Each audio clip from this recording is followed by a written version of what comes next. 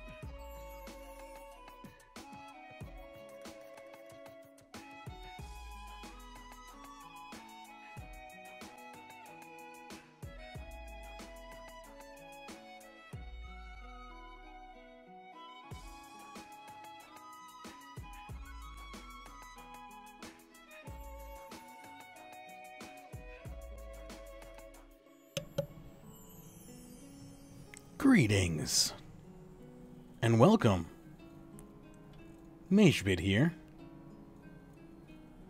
A lovely Friday afternoon. Well, it's actually morning time, but looking outside my window, seeing sun being so rare that I'm actually surprised that it actually feels like daytime. We've had a lot of snow, a lot of cloudy weather. It's still cold, but at the very least we've got some sunshine out today. So that's nice.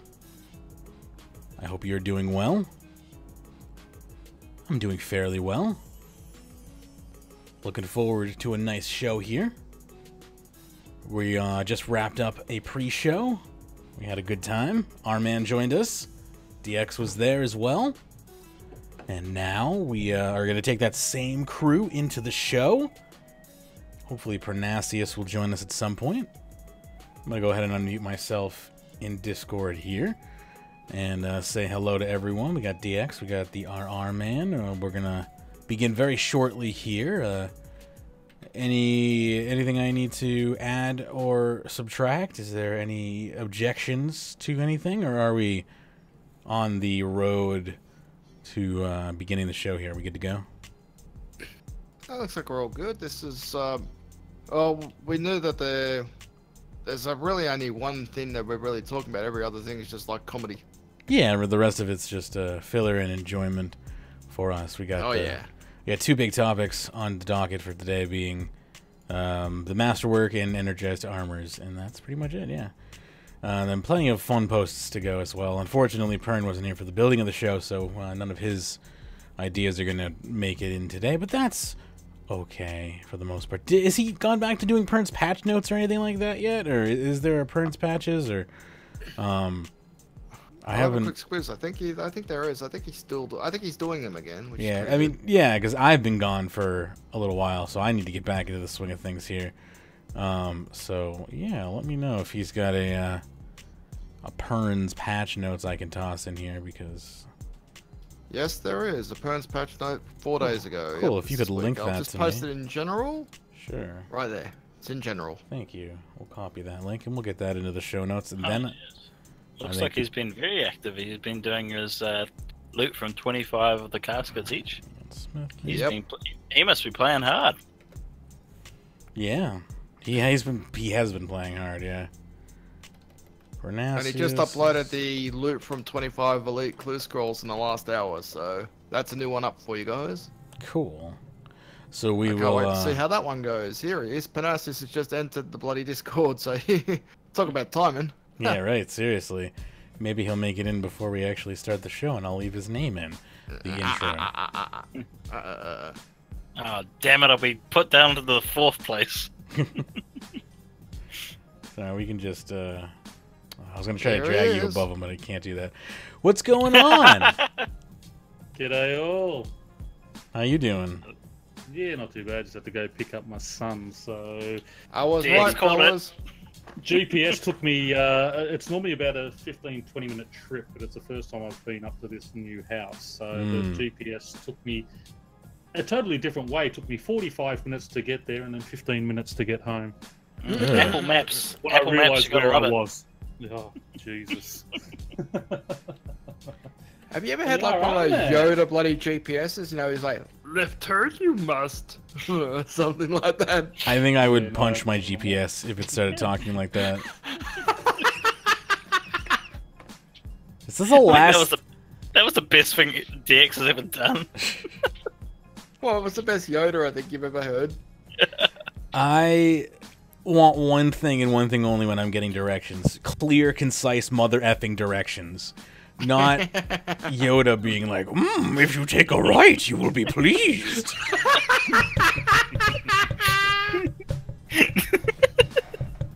Do not try to turn left. Someone was excited on that one.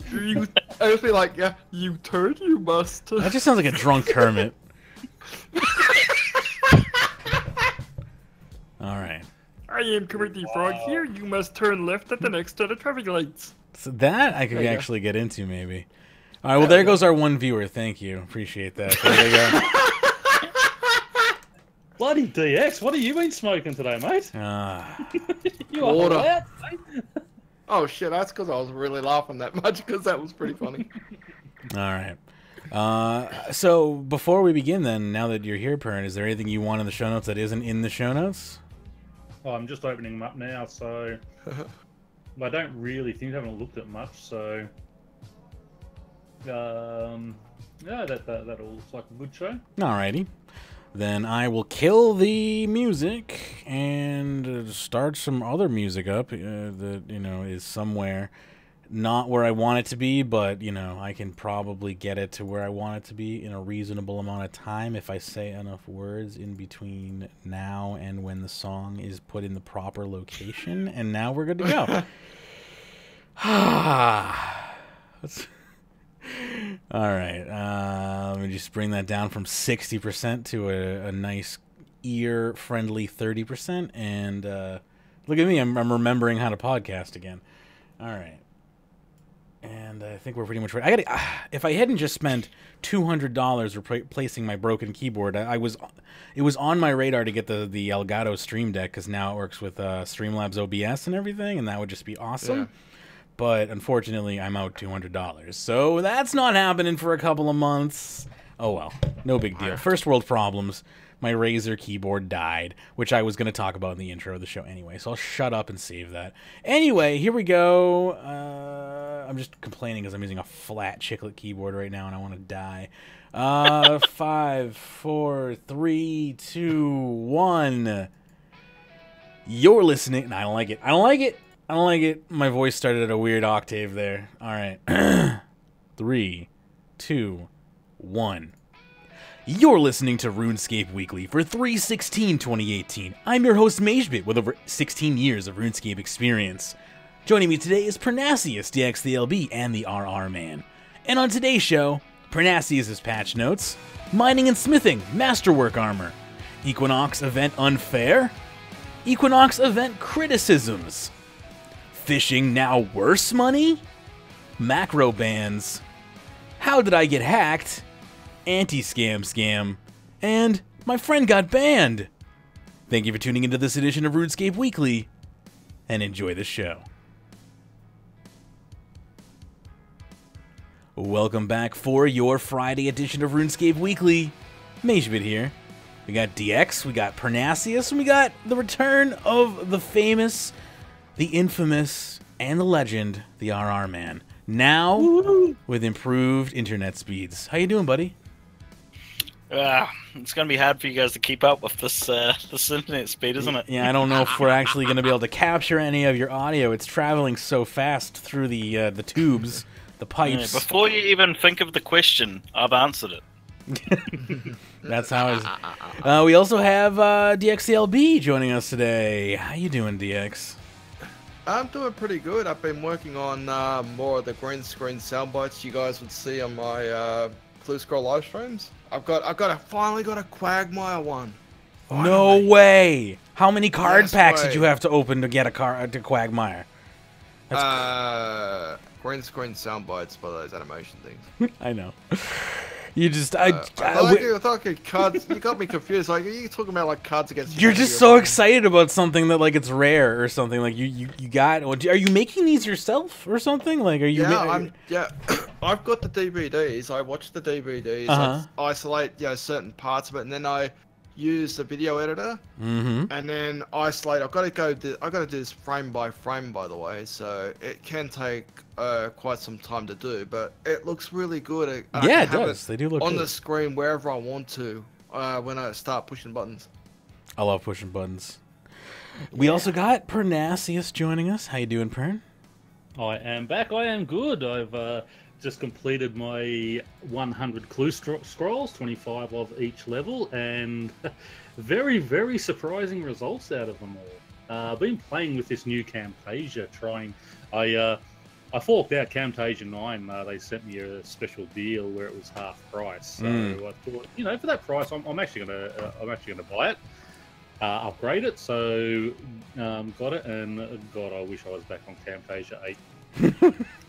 I mean, as you go up, aren't they supposed to get easier to use and more friendly for the person? I've used Camtasia 9, I have to say, and it is worth exactly what I paid for it. I'm not going to say what I paid for it, but I'm sure you can guess. Zero, I would hope, because that's what it's worth. Yeah. I mean, the only thing I'll say about it is Camtasia 9 crashes less for me than Camtasia 8 crashes for me, but they're still worth about $0. Like, I would, if they were in a humble bundle, I would be all over that, but, like, they don't deserve real money. I loved Camtasia 8. I never had an issue with it. It was a fantastic program, and I thought, well, 9's got to be better. It's got a new number. It's a better number. Oh, well. I mean, people might have seen my new videos that are up. I mean, the first two, the quality. I mean, I'll put 1920. The text. Trying to get it right. I think by the elite ones, I think I've got it right there now. But when I did it, even the hard clue, I thought, oh yeah, that all looks good. Everything was crystal clear on my screen and such. Upload it, and it's like it's half the YouTube screen. So there's big, thick black border around it all. It's just like, what's going on? But I think I finally worked it out. Welcome to my life. When you live in ultra wide, everything has a thick black border around it because nothing is in ultra wide resolution. It's very frustrating. But that's frustrating to hear. I'm sorry to hear you've had some trouble with that. But you paid for it, so I assume now you're like. You're being stubborn and you got to use it, right? Well, I've actually sent them a letter and asking if I can go back to Camtasia 8 if they'll give me a copy of Camtasia 8 instead. I actually sent them an email asking for that. Oh wow, that's interesting. I'm sure they said GFY. Well, I haven't answered yet, so I only said that earlier today. So I told them all the issues that I have. I mean, you can't fit the screen properly. Just trying to I did 1080p recording, and that's how it come out as the hard one. So I downed it to 720p for the elites, and that seems to be the sweet spot. But where the old one, I could record in 1080p, and it showed up fine on YouTube. Never had an issue. So anyway, we'll wait and see what happens. Maybe you should talk to MageBit Supply. He might be able to hook you up with a cheap copy of the 8 version. Oh no! I have a very cheap copy of the 8 on my other computer, which I can I still have access to. But you were hoping 9 was going to be better. Well, exactly.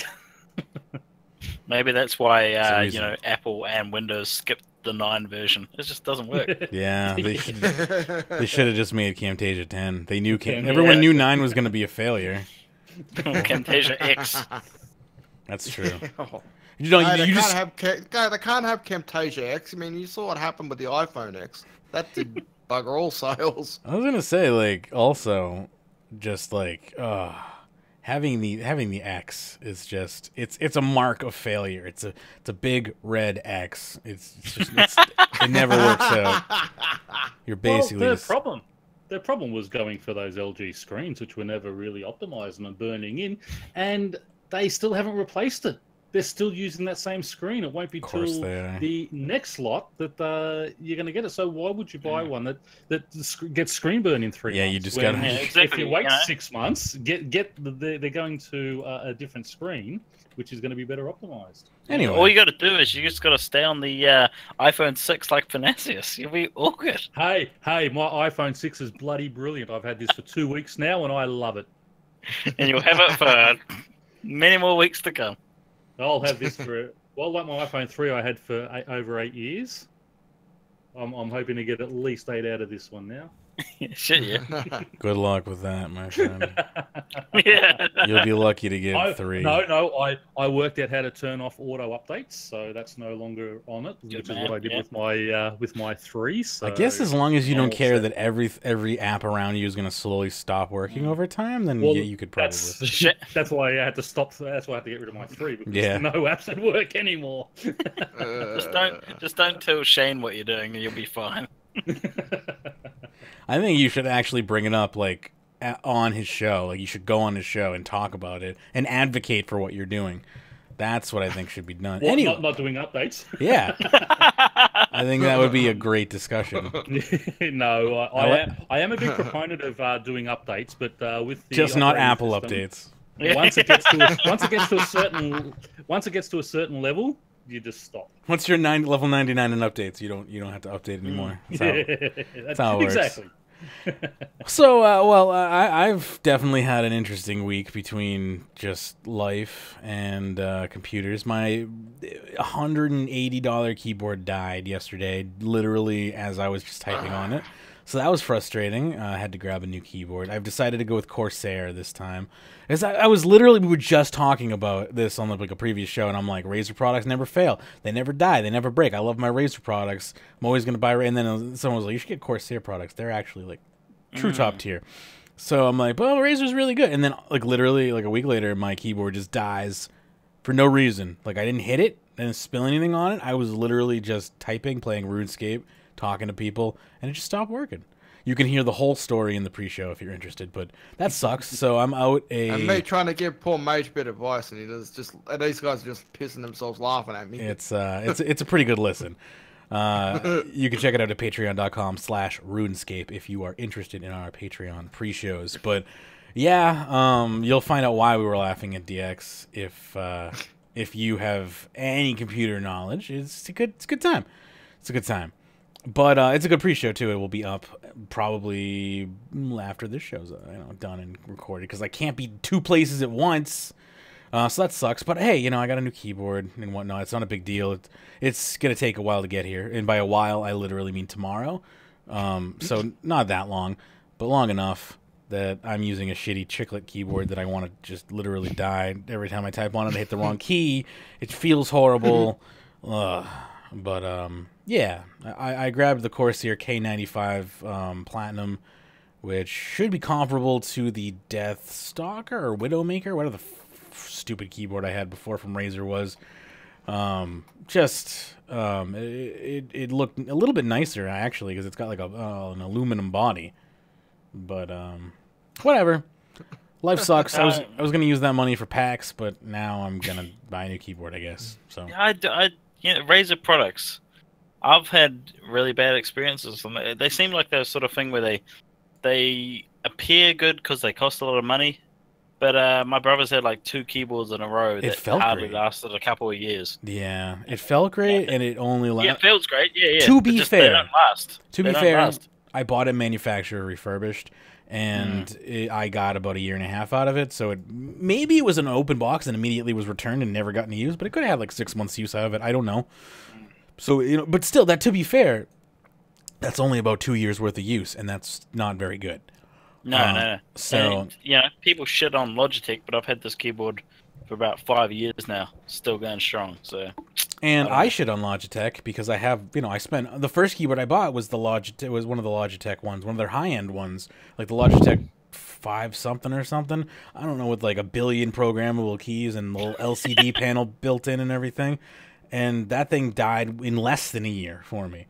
So yeah, it could just be luck of the draw. Like that's another thing you have to keep in mind is some people just get shitty products. But I don't know. I've heard good things about Corsair, so I decided to go Corsair. Anyway, why don't we shut up and talk some RuneScape stuff? We got our first topic of the day is from Pernasius. Sorry to interrupt. Do you mind?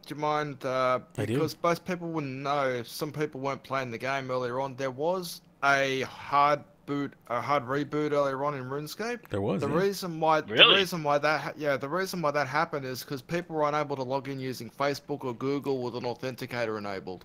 Yeah, that's what was going on there earlier. That's been an issue for about a week now, so it's good to get that. So they have now been fixed. That's now been fixed. You shouldn't be using Facebook to log into your RuneScape account anyway. I kind of agree with that. If you do that, you deserve to be locked out. Well, I may not agree with that last part, but I do agree that you should not use your social media. It's not safe. Yeah. Is this just accounts that just logged in, literally using Facebook to make an account? Mm-hmm.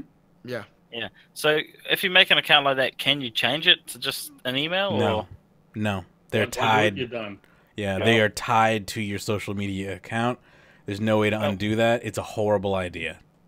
Mistakes are made. So anyway, that issue has been corrected. So yeah, that is a good thing. So Pern, I got your Pern's patch notes video up here. Updates and patch notes. What is the update this week? It was like cave horrors, right? So you're just going to talk about that. Should I let the whole video play then? So we really haven't talked about cave horrors, and I have no. Yeah, it's not a long one. It's only about 10 minutes. Yeah. So we will just play this video, and we'll be listening to it because I'm not 100% sure how to get it up on screen yet, but I will work on those talents in OBS as time progresses here. So let's go ahead and listen to Pernasius's patch notes for March 12th, 2018. Here we go.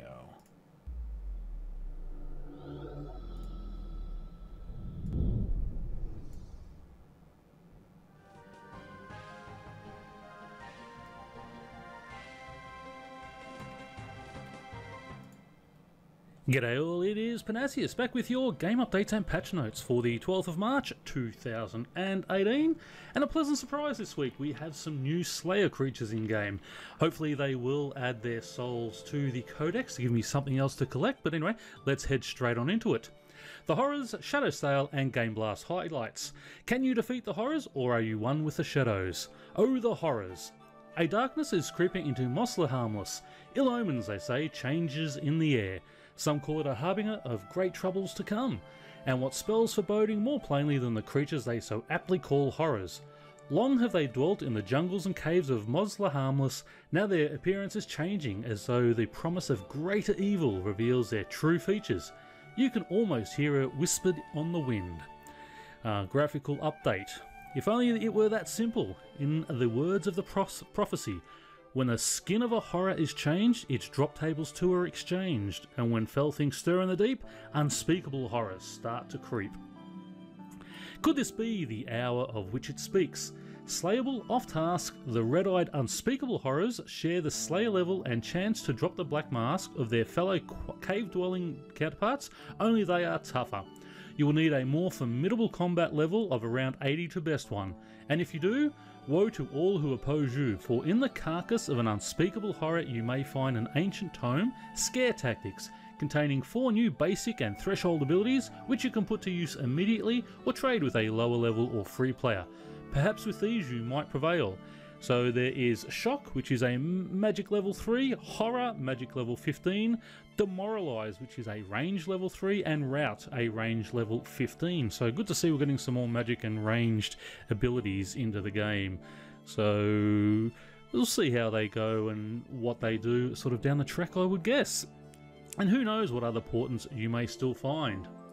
Blend with the shadows. Perhaps the omens don't frighten you. Those who consider themselves one with the shadows take heed. For this week we are holding a time-limited flash sale for all shadow items at Solomon's General Store.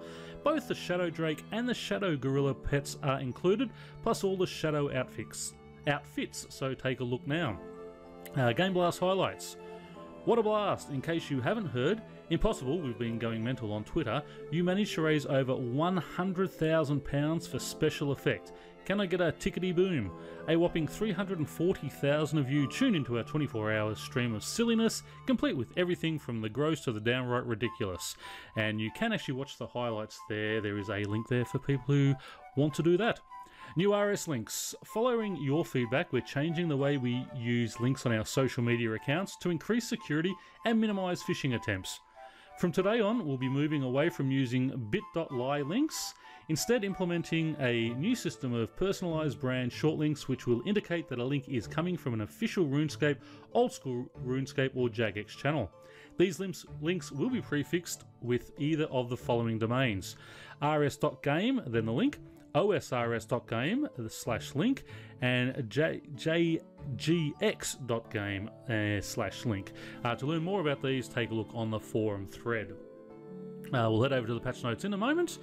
So let's look at the Lootescape again. Again, join your Runescape account with your Twitter account to get the free stuff. And for March, everyone is going to get a clue scroll based on your level. And if you are eligible for an elite clue scroll, there is a small chance to upgrade it to a master one. So this week on Tuesday, March 13th at 1700 UTC game time, Fungineering with Mod Shogun and Shawnee. Join Mod Shogun and Shawnee on the computers as they train dungeoneering with the community fun style and show you how to kill Blink. Watch it live on Twitch and YouTube, don't miss out. And as I said, that clue swap will be a guaranteed drop for everyone. And again, as always, on Sunday, March the 18th at 1900 UTC time, PVM with Mod Lee. So head out and do that. There is the community events, the pink skirt events. I'll let you all read that if you are interested in those. Let's just head straight over now to the patch notes. And as always, if you see a glitch or game bug in game, submit the bug report. First up is graphical. Virago's shadows during phase transition now once again appear as expected. The Rotomatic spot animations no longer play while fishing for sailfish. This makes the swift sail spot fishing distinguishable. That is a good one because it was hard to sort of see that. You have to hover over each one. And the Fury Shark outfit animations no longer play when fishing for jellyfish or sailfish. Onto skills, D&Ds and minigames. The Whirlpool at Deep Sea Fishing Hub now tracks title progress correctly. A bang option has been added to the ladders near NPC Greg Groggy Herring in the Deep Sea Fishing Hub so that players can interact with him in Java. The fishing icon has been added to the mouse over on all the fishing spots in Deep Sea Fishing Hub. The anti-griefing area has been mapped down at the Deep Sea Fishing Hub, so cannons and similar items can no longer be placed. Maybe that'll be those ring of trees and such as well that keep getting in the way. The streak timer during frenzy fishing now refreshes when clicking the spot rather than after successfully flinging a fish.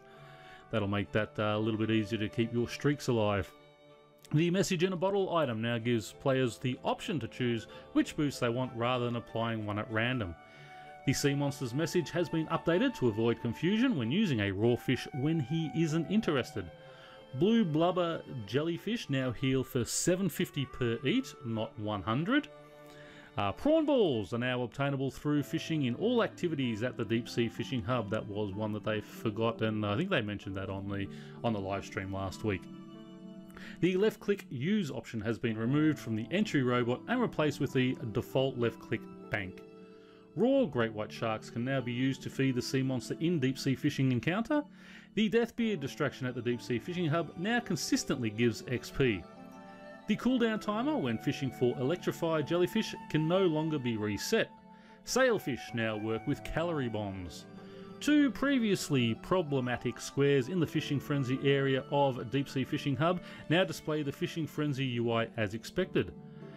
Signs of the Porter now work with deep sea fishing spots. That's an interesting one because I have been using my Signs of the Porter down there and haven't had an issue with them. So I don't know, maybe it's one of them wasn't working, but that's a funny one because they actually do work already. Ice dyes are no longer removed when repairing the Wand of Prezul, the Imperium Core, the Kopesh of Tumakin, and the Kopesh of Elidinus. Exiting chat with an NPC after showing them a complete puzzle box no longer reshuffles the puzzle box. Players can no longer consume multiple puzzle skipping tickets by accident. Teleport checks no longer prevent players from teleporting with the Globetrotter outfit as intended, however they still deduct the charge. And using an augmented dissolver on augmented limitless staves or the elite Robin Hood gear now correctly retains the item's upgraded status and just removes the augmentation. Onto quest challenges and achievements. The following quality of life changes have been made to Rum Deal. A skybox has been added to Brain Death Island. A bit of fence has been removed from the side of the factory so that players don't need to run around the whole building. The hopper and stagnant water pool are now left-click friendly. The OP has been removed from damaged farming patches. The NPCs and zombies outside the factory now appear when you're on the first floor. The quest conclusion now provides reward lamps instead of flat XP. The following quality of life changes have been made to Cabin Fever. Both cutscenes are now updated and skippable. Rogue wooden floor textures were removed from the map edges during the ship battle scene. There is now also a skybox and an extended sea map. Pirate NPCs are now aggressive on the enemy ship. The custom interfaces within the repair and weapons boxes have been updated and now give players the exact items needed when clicked. Planks from the repair box are now stackable. The quest conclusion now provides reward lamps instead of flat XP. A new left-click flow has been added to the gunpowder explosion when operating and repairing the cannon. The plunder mechanic has changed as such. The barrel and box have been removed. Players now given a single lot of 5 plunder from the chest. Players no longer need to wait for the chest to respawn. The chat and quest logs have been updated accordingly. The When This Cavern's Rockin' achievement no longer completes when fishing rocktails during deep sea fishing, and the Globetrotter achievement now correctly unlocks after purchasing the full Globetrotter outfit, and I must say that Globetrotter outfit is absolutely awesome. Actually, one thing while we're speaking about the clue scrolls, I don't know if anyone else noticed, but the Remington hidey hole disappeared because of the circus, and they haven't mentioned anything about it there, so hopefully they will have that fixed up, because that was quite frustrating. I've got all of them done except that one there. Anyway, moving on to others. Filters now sort correctly within the World Select menu, and the Orlando Smith's Hat broadcast is now global. And on to last week's hotfixes. On the 5th of the 3rd, Deathbeard's distraction at the Deep Sea Fishing Hub now consistently gives XP. Sign of the Porters now works with Deep Sea Fishing. Okay, so they were actually hotfixes that they put in the normal ones as well. The cooldown timer when fishing electrified jellyfish can no longer be reset, and the using an augmentation dissolver on augmented limited staves and Robin Hood gear, that was done on the 6th. So there you go. That's why I was a little confused on that one. They were actually hot fixes last week. Anyway, that is your game updates and patch notes for the 12th of March 2018. Hope you all enjoyed them. Good luck if you're out there hunting those horrors and getting those new drops. And until next time, happy RuneScaping all.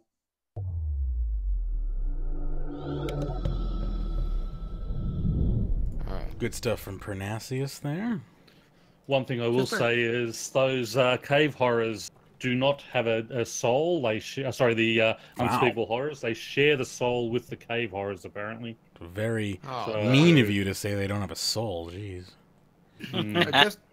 Just a couple of things. You know, you mentioned the Game Blast thing. Just for the record, up to this point, they've actually raised £223,962 to date. Woot woot. Good stuff, Game Blast. And also for Pern, who mentioned about the hidey hole, it has actually returned to Remington. Yeah, returned on Wednesday with the game update, but they never fixed it. So next time the circus is there, it'll probably disappear again. Yeah. I think we need to have a good look around to see where the circus is going next time. If it's going to be in conjunction with any other hidey holes, so that might be a problem. So this must be an inside joke, right? What's that? Oh yeah. you're telling me that the hidey hole at Remington is missing? Oh my god. Moving along He's to our back, first folks. topic of the He is day, back. we have the Smithing Masterwork armor document and its counterpart, Energized Armor, to talk about today. It's going to be a good time. These documents were put together by Mod Jack, and I believe he's the individual in charge of the project. So we've gone over this information before. This is not horribly new. This has been balanced by the forums and the internal team, we assume, hopefully as well. And it's kind of like final form before it hits actual physical development. So this is the end of the conceptual development stage. We're going to talk about exactly what that means for smithing here. So let's get into that and hear what is being proposed on the table.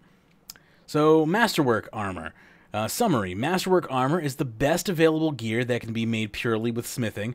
All recipes in this document require 99 smithing to make. The process of creating Masterwork Armor is complicated, time-consuming, and expensive. This is intentional in order to add value to items and make them profitable to make. There is only one tier of Masterwork Armor. It is made from scratch rather than being further improved from Elder Rune gear. It is a complete set of all 5 pieces: helmet, plate body, plate legs, gauntlets, and boots. There are no Masterwork weapons or shields. Masterwork Armor has an item level of 90 and requires 90 defense to wear. Masterwork Armor is power armor. Masterwork Armor degrades to broken. Consumable smithing items are needed to repair them. The plate body and plate legs are augmentable. Masterwork Armor can be combined with PVM boss drops to make even better gear, which we'll talk about at the end here. Making Masterwork Armor won't be a good source of XP. It isn't supposed to be a training method, and if it gave good XP, it would undermine the GE value. Only token XP is awarded for each stage of the process. So let's talk about that first.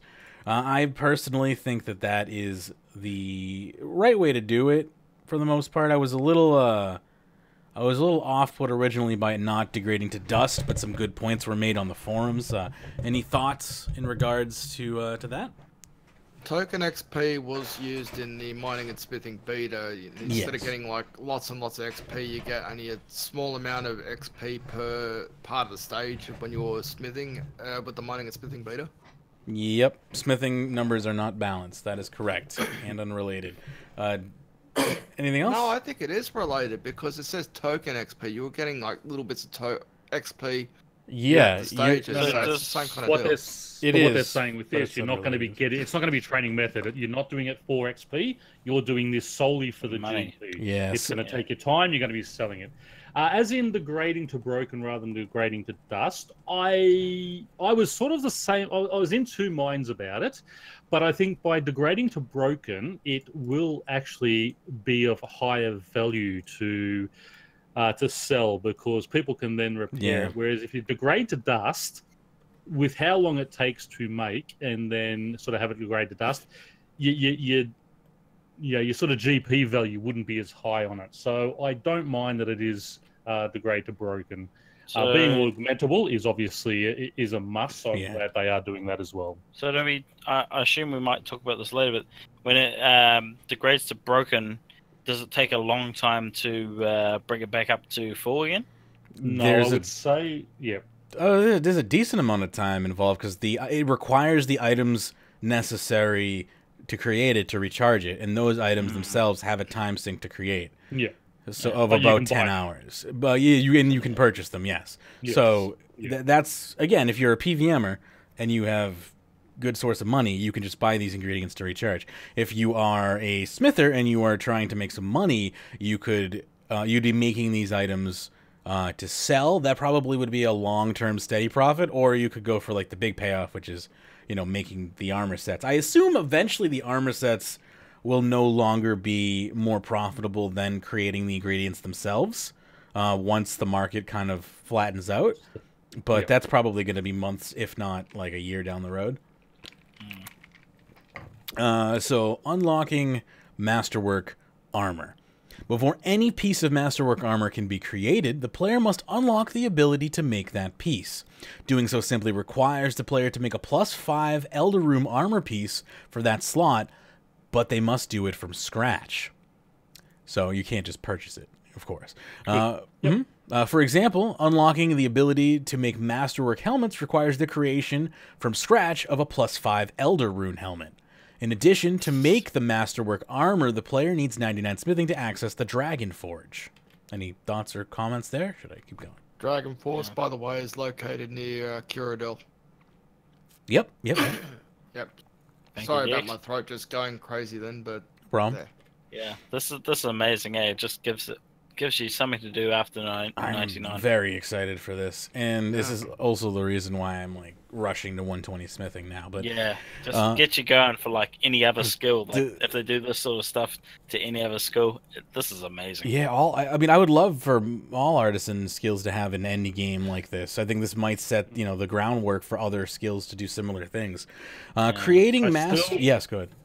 I am still very disappointed they are leaving at level 99. No, we're not moving to 120. Yeah, I'm a little sad about that too. But anyway. Yeah, I mean, the system that they've created certainly supports itself. It doesn't need a 120, but like I want more levels to train.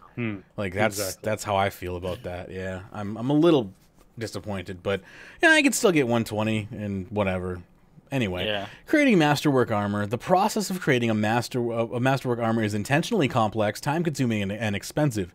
It is the ultimate achievement of a high-level smith. Masterwork armor is made from glorious bars, which are smithed in a complex process and combined with a few easily obtained materials. Glorious bars are immaculate alloy bars, we'll see below, which we'll talk about in a minute, which have been folded 1,001 times in order to make them glorious. The same number of glorious bars are needed as would be needed to make a regular piece of armor for that slot, such as 5 for a plate body. However, each bar is much more difficult and expensive to make than a normal bar. So let's talk about enriched alloy bars. Enriched alloy bars are a combination of bars of each metal type combined into a single bar. Arman, you're having a little bit of a noise feedback, just a heads up. Enriched alloy bars are made using the following recipes. So again, you'll take one of the following. You'll need 1 Elder Rune bar, a Bane bar, a Necromium bar, a Dracolith bar, a Rune bar, an Atom bar, a Mithril bar, a Steel bar, an Iron bar, and a Bronze bar. So you're going to combine basically one of every single tier bar. Again, adding value along the way to every single tier of metal. So there's still going to be a purpose for bronze bars, even for elite smiths. That's an interesting idea. Adds value to all tiers of smithing. And then, once you have created a concentrated alloy bar, it's going to take 4 cycles to do that. You'll get 1 concentrated alloy bar. I apologize. Would anyone like to continue reading while I mute myself here? Oh, it looks like it got picked up. We're good. We're good. So again, 1 concentrated alloy bar. Once you have 10 concentrated alloy bars for 8 cycles, and again, I don't know how many cycles I think is in a second, but to try and give you some perspective here, 298 cycles is 5 minutes. So this is not a lot of time. We're talking like under a minute. It's like 1 cycle per second. Yeah, around there, I would assume. I think their seconds and cycles are slightly different because of the tick system, but yeah, I think it's around there. Might be slightly less or more than a second, but anyway. So 10 concentrated bars plus 8 cycles of time is 1 enriched alloy bar. 10 enriched alloy bars plus 16 cycles of time will give you 1 immaculate alloy bar. So your goal here is to create 1 immaculate alloy bar. You're going to need 10 of those enriched bars. So again, total to complete an armor set, you're looking at 12 bars, which is about 1 hour to create 1 set of armor here. So again, your enriched alloy bars, your concentrated alloy bars, and immaculate alloy bars are all tradable. So these can be purchased if you are trying to shortcut the creation of the armor. Glorious bars. Glorious bars are enriched Elder alloy bars. They have been folded 1,001 times in order to make them glorious as well. The folding process is simple and lengthy, of course, so you take an immaculate alloy bar. It's very simple, of course. You take the same process, but now you're applying it to that immaculate alloy bar, and you're folding it into a folded alloy bar. So again, you need to fold it 1,001 times to create a glorious bar. Every time the bar is folded, you'll repeat the process of variable increments on the player. Once the variable reaches 1,000, the next time the bar is folded, it becomes a glorious bar. This means that only one bar can be folded at a time. There'd be no point to try and fold 2 bars at a time because of the amount of time it takes to get, folding 1 bar. Anyway, the next time the bar is folded, it becomes glorious. This means only 1 bar can fold at a time. The recipe can be queued up to be repeated using the Make X system, I assume, for 60 cycles at a time. Total for the complete armor set is going to need, again, 12 bars, which is 480 minutes. So 5 hours to make a complete set of Immaculate armor. Yeah, 5 hours to make it a complete set of Immaculate. Immaculate and Glorious bars are tradable. Partially folded bars are not tradable. Moving on to Masterwork item assembly. Once the Glorious bars have been collected, they need to be made into armor. This is a complex and involved process using the following recipes. Any recipe that requires progress must be completed at an anvil and uses smithing and heating mechanics. Recipes take cycles can be performed from the inventory. So you don't need your ore machine that's next to the thing, but whatever. So 1 glorious bar needs 1,000 progress to create 1 masterwork plate.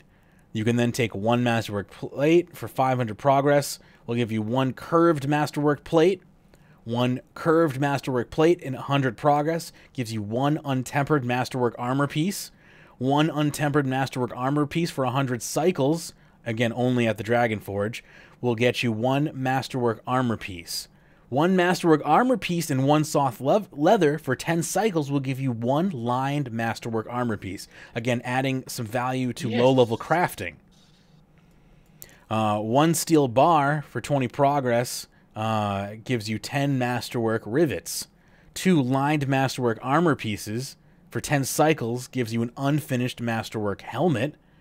Unfinished masterwork helmet X plus 1 masterwork rivet for 5 cycles gives you an unfinished masterwork helmet X plus 1, meaning you've added 1 rivet to it. You need to do that until you have an unfinished masterwork helmet 20. So you're doing that 20 times, 5 cycles each time. Once you have that for 10 cycles, you will have created a masterwork helmet. Crazy, right? Is anyone... That is really Is anyone starting to think this is way too complicated? No, not at all. No, this is exactly what I wanted. Because this is how complicated. This is how smithing actually is. You sit there, you've got to keep folding bars, pounding them out and such. So to get it, you don't just sit there, your little guy taps 3 times and all of a sudden you've got a plate body in your thing. I really, really love what they're doing, bringing some realism into it. And it's not going to be for everyone. This is going to be for those dedicated people who want to smith. Yeah, well, here's the thing. I will probably make myself a set of this. I don't know if I'd do it as a moneymaker. But certainly I would make a set for myself. Go ahead, Armin. This really gets me going. I'm just wondering how they're going to explain this sort of stuff in-game. Yeah. That's what they're going to beta for. But I think once people sort of looking at it written like this, it does look a little convoluted. Once you actually see there and actually start, I need that, and it's going ahead and doing it, I don't think it's going to be as difficult as it sounds on paper. Once the Wikia gets a hold of it, don't worry. There'll be nice lists for you of everything that needs to be done, and you can just follow us lists. All I'm wondering is maybe they could, remove a couple steps and just, make a couple of the steps take a bit longer. That's all I'm sort of meaning, if you know what I mean. Like, got things like 10 cycles, make it 20 cycles, and then maybe take away one of the steps. Soft leather panic kill cow, is it like that? Yeah. I mean, sorry, I got distracted by DX's dumb comment. But I like Luftwaffle. Comment. Hang on. I liked Luftwaffle's comment though. This is kind of where I was gonna go with, was if it was less complicated, it wouldn't be as valuable and would tank the value of the current high level armor. So I mean, that's my main thing, is like, it needs to be this complicated to again set some level of difficulty, set a barrier of entry, so you can justify the cost. If it's super easy to make, then they will have no value. Go ahead. I assume they're making, more choices, more things that have to happen to try and stop people getting bored between the stages. I just reckon I'd feel like, I wouldn't mind doing, one section of this for an hour. This is the type of stuff a couple of times instead of 5 different things. It's funny because this is exactly what I want to do all day. Like, I love doing this type of stuff. Yeah. So I find that amusing, but again, I have a very different maybe type of attention. I like to be doing multiple things at once. I like to have RuneScape kind of like semi-engaging me, and I like to be like watching something generally, or listening to another thing, or working on a project. So like I like AFK content because it supports my lifestyle to an extent of how I like to be on the computer. But yeah, like if it was the only thing I was doing, I think I would stab my eyes out. But that's also the thing. I mean, you don't have to sit there and do the whole 5 hours in one sitting. You can make one plate, one bar, go away, do something else, come back later on, do another bar. You don't have to do 5 hours. Death Star saying, make it so you have to know computer programming to make the new Elite Armor. Well, that'll keep the value up, certainly. It'll be one more thing that MageBid can't do, though. I think he's making a comment on what my point is, how many steps there are. But now, come to think of it, actually, this is having more steps. Actually, will make it like the people with the PVMers will complain less if it's a bit because this is quite difficult in comparison to what we. I don't now. see any PVMers. So maybe we should keep it. Yeah, go ahead. We keep it like this. I hope just we so keep the it like PVMers this. won't complain. I hope we keep it like this. You look at the. You look at the elite PVMers. I mean, not everyone can go and fight Virago and get your drops there, or go and fight Yaka and get the armor drops there. So, a drop in 5 hours, I think, is pretty reasonable on that side. So we're making one of these armor pieces in 5 hours. So I think it's very comparable. I really love what they've done here. I think this is great. It's a great idea. Where it's great. It seems as though they've kind of followed along with our thought process here on the show, or at least the common denominator process here, where it's just like, listen, just because you can replace the intensity with patience, because I think the two kind of are easily swapped out. It's like they've taken a similar format to combat and just replaced the intensity of combat with the patience required in skilling, because the average person looks at this chart and goes, the fuck, I'm gonna sit here for 8 hours trying to put this damn thing together when I could be spending that time. Well, yeah, I just think most people are gonna feel like that, and that's good. To hear that PVMers don't want to do this content probably means that it's on par for its target audience, right? Like, cause I'll tell you what, my comments have probably made your point. It's gonna get people doing this stuff that aren't PVMers. So this stuff must be on point then. Yeah, this is definitely for its target audience. And if you are not into grinding out skills and putting together lists of like things you need to create and like that, this is not for you. But there are way more exciting things that already make 25 to 50 million gold an hour.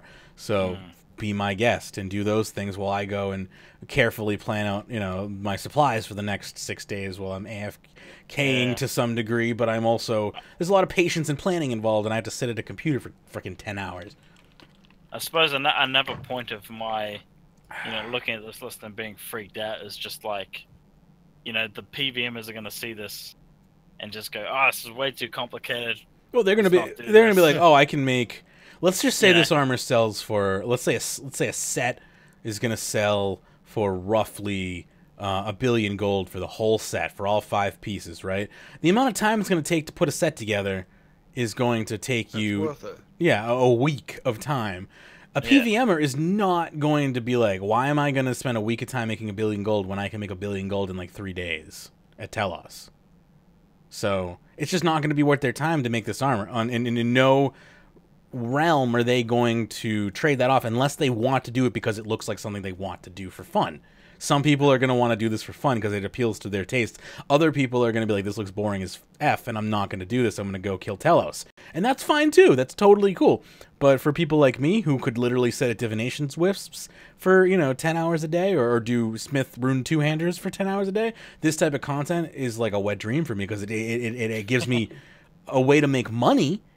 And it incorporates the skilling aspect that I enjoy with the planning aspect that I enjoy with the management aspects that I enjoy. So I think this is right on par to be what I wanted it to be the whole time, and I can't believe I'm actually saying. I'm still waiting for them to be like, lol, just kidding, canceled. Yeah, that's Once, another part. April Fool. Yeah, exactly. Once again, though, is this even going to happen? You know. Yeah. Hopefully. Once again, though, what I'm loving about this, it is adding that diversity to the game that we want, where it's not just become PVMscape. It is bringing skilling back, and you know, they had their 5-year plan. This is the start of the 5-year plan. You look at the new deep sea fishing. I mean, that was a pleasant surprise. And I mean, I saw that and I thought, yeah, you know, I like fishing. I'll go check it out. I was actually surprised at just how good and entertaining it is. It was very nice. I mean, that's my sort of surprise update of the year. And, you know, we knew it was coming in, but it's a lot better than I actually was expecting it to be. And, yeah, that's not sort of having a shot at the developers or anything. It's just what I was expecting. They've just gone above and beyond, really, what I was sort of expecting out of that content. People are complaining about the money that can be made at fishing, but people have to also understand that fishing is a gathering skill and has very much demand with what PVMers want, and cooking should actually be the skill that makes the money, and that's cooking needs a rework for that reason. Cooking is actually where, like, you can make money from a gathering skill, absolutely, yes. And invention is invention. I do it every time. Divination's a hybrid skill where it's kind of both. It makes items and is a gathering skill. But when we deal with like a skill like cooking or smithing, particularly like we're looking at right now, smithing is on par. So supposed to be able to make.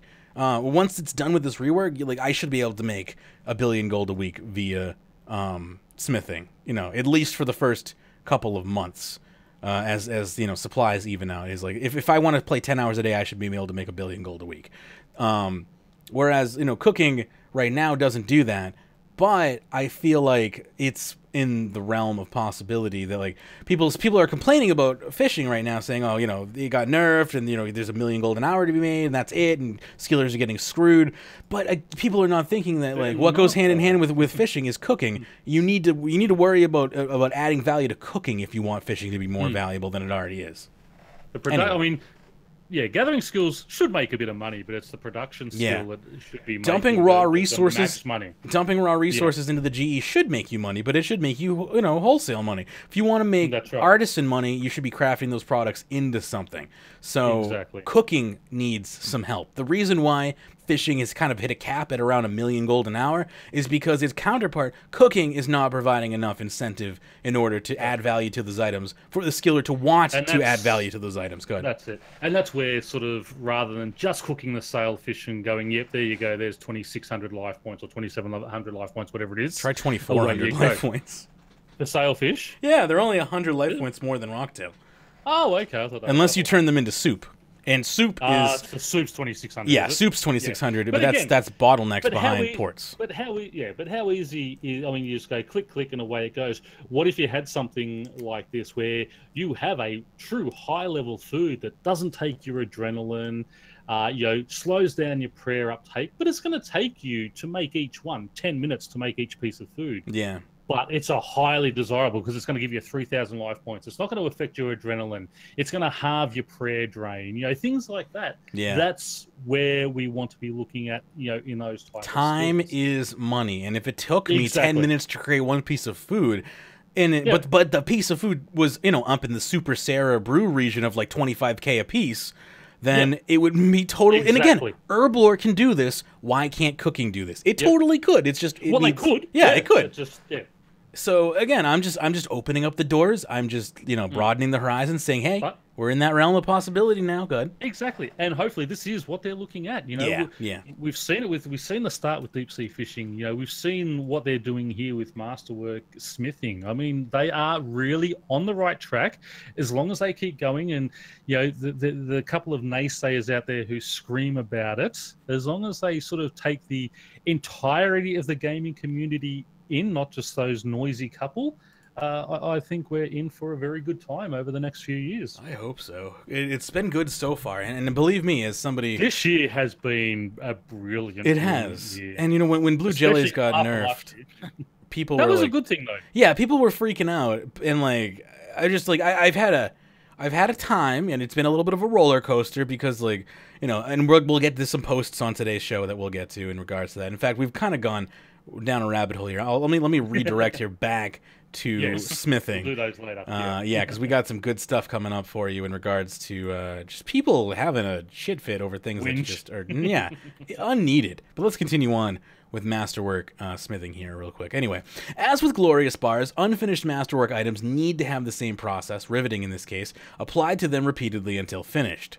So total per bar is 1620 progress plus 120 cycles. So each bar is going to require about 12 minutes of time. Total to assemble complete armor set is about 12 bars, so you're looking at about 130 minutes. Total materials for complete armor set, again, is 12 glorious bars, 12 soft leather, and 12 steel bars. So time to complete the armor set, including making all the bars. So this is, again, if you want to go for profit, not cutting any corners by buying supplies, you're making everything from scratch except for the bars and the... probably, I don't know, whatever. Point being, if you're making most of the items except for like the very minor common materials, you're looking at about 700 minutes to create a set of armor. So about 11 hours and 40 minutes. Yeah. Yep. Glorious bars and the finished Masterwork armor sets are, of course, tradable. None of the other components in this process are tradable. So again, Masterwork smithing XP is bad, of course, but the money should be... It's going to take 11 hours! That is literally like an entire day's play session just to create one set of armor. And for It's a lot like of 2 people... or 3 days for me. Exactly. I was going to say, for a lot of people, that's 2 or 3 days gameplay. Yeah. That's one mage bit a day. When I'm on. See, I play this game like a professional sport, or like an Olympic athlete. I train really hard for like 2 months, and then I take a month of I just don't play at all. That's how I play RuneScape. Like that's what I'm doing now. Is I'm going hardcore and then no core. Which I mean, I've already got no core in real life, so I might as well move it into the game world here as well. Fitness joke. You and me both. So this literally sounds like something that was pitched to me in a dream. Like I'm CEO of Jagex, and my head moderator came and pitched this to me as this is what's going live into the game tomorrow, and I was like, good, yep. And then I woke up because this is still a design document, but I have faith that this could be good because we've come this far and the document really has not changed very much. And for those people that have already done the MNS beta originally, will have a better understanding on how this is actually looking in real when it comes into the beta. I can't wait for the next beta because I'm hoping we're going to be able to try some of this Masterwork stuff. I'm going to have to spend 11 hours in the beta, basically. And the good thing about that is... Go ahead. Sorry, you go, man. No, I was just saying, the good thing about the next beta is when they said, because they want to trial the Masterwork smithing and such, that'll be pretty much on the eve of release. So we should see it sort of 6 to 8 weeks after coming into game after that next beta. Nice. Awesome. Yeah. Let's talk upgraded Masterwork armor. So this is where shit gets real for you top end PVMers. Now this is out of my hands for the most part. Like this is back, I think, in the hands of the trainer themselves. I don't think you can trade upgraded Masterwork armor, but I'm not 100% sure about that. So let's read on. Let's see. I think originally they wanted it to be tradable, but I don't know. Well, let's see. Upgraded Masterwork armor is tier 92 power armor, which is made by combining Masterwork armor with parts of tier 80 and 90 armors. This will be the only source of tier 92 melee power armor available, ensuring its value. Well, they said value, so maybe it is tradable. Upgraded Masterwork armor degrades to dust and cannot be repaired. It has 100,000 charges like Malevolent armor. Yeah. Now, again, you have to have the armor. You're combining armor from PVM drops. So this is what we were asking for, where we can create something, but the PVMers aren't missing out because they're going to be able to sell us their Torva and such to be able to do these. Now, again, this says it cannot be repaired. There's a lot of contention about that right now. It's possible that that's going to be changed and that it will be able to be repaired with, again, the Torva and others, similar items that are of T80 and 90 equivalents. So, again, that's up in the air. You would think the Masterwork armor would be seriously OP if it's degraded to dust and cannot be repaired. Yeah, I mean, like, I don't like the idea of it being degraded to dust just because, again, the initial creation time from scratch is insanely high. And I mean, all right, I like it from my standpoint where like I'm making these sets, right? Like it's probably going to increase my money flow, but at the same time, it just sounds like the community doesn't like it as a whole. In all honesty, though, the most people who are going to have this armor are going to have it augmented anyway. So your augmented doesn't degrade to dust; it just uses a different charge. That's very true. Divine packs. So I don't really see an issue with it on this one. For those people who don't want to augment, then yeah, it might be an issue. But really, how many people who are going to be requiring T92 armor are not going to have it augmented? That's true. No. How long does it take for a charge to happen? Like in minutes, seconds, you know? How long does it take? Well, 100,000 charges. So what's that? I think that's about 10 or 12 hours of PVM. Yeah, time. it's on par with Malevolent armor, basically. Yeah. Okay. Upgraded Masterwork armor is augmentable and tradable.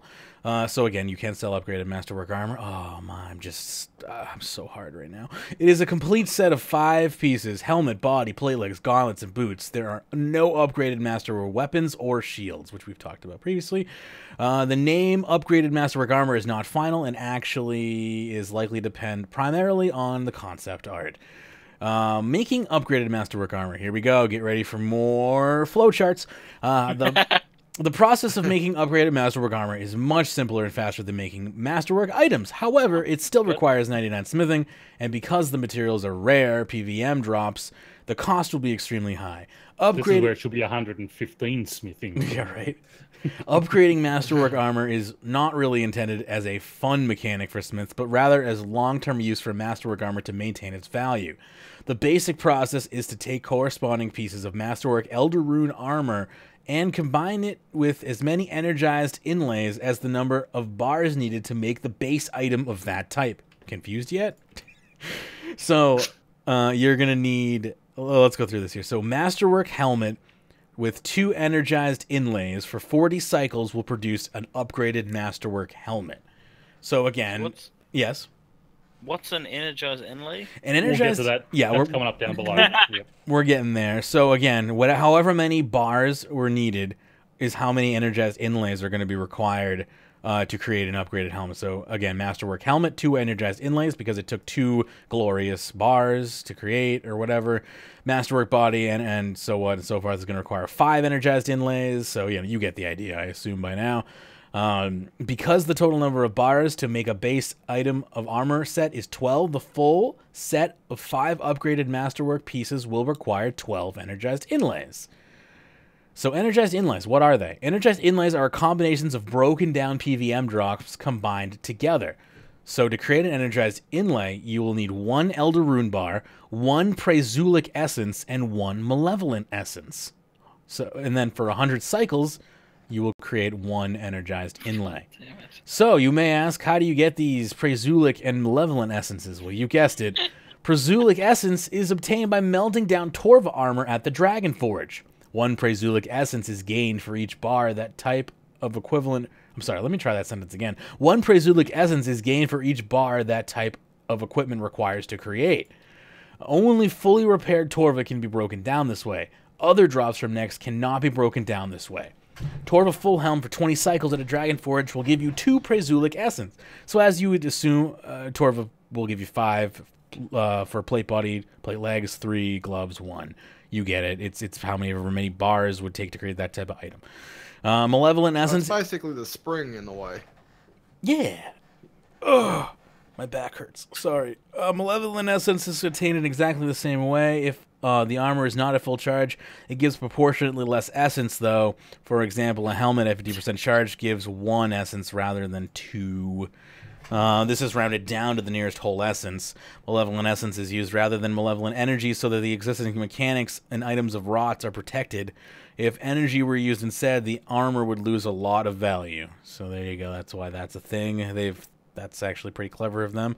So again, it's the same thing, same idea for those types of... so again, 12 of each type required. And again, as with Masterwork items, it's token XP. And what about ranged and magic armor? Tier 92 ranged and magic armor will definitely not be released at the same time, for obvious reasons. The release of these armors will be dependent on the release schedules and finding appropriate content to drop them. So there you go. Now, one thing I will point out, in the original one, they were talking about melting down dragon equipment to do some of these. There's no mention of that this time around, so Yeah. I'm very happy I ended up dumping all my dragon equipment. Yeah, you were. There were a few people I was talking to that were stockpiling for a while. Yeah, on different types I was of for stuff. a while, and I thought, yeah, this is taking a while to come out. I'm sorry, everyone. I'm getting worried. I'm just going to sell it, and then if I lose out in the end, I lose out. But otherwise, oopsie daisy. This is dragon I'm armor happy we're now. talking about, so I'll just sell it to DX Yeah, instead. just give it to DX. Don't even just give it to him. It's worthless. Big fan. All right. Pern, you want to take over for a bit, give my voice a rest, and just start with some forum posts here? Now that we're... I can. This one is from Stormhawk108, who says, Equinox event unfair.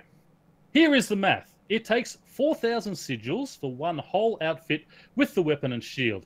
So if my math is misleading me, and I'm making about 8 sigils every couple of minutes while fishing, I don't think I'm going to have enough time of day because I work and I have very limited time to be on. So isn't this unfair? I mean, the only other way to get the sigils is to buy keys for Treasure Hunter. I used $20 USD and got 1,000 of both sigils. I am making no progress. It's been almost 2 hours and I've barely gotten 150 sigils. I think the rate needs to be increased a little more so that it's fair and people stand some chance of getting at least one outfit. So, if I can go ahead there. Go for it.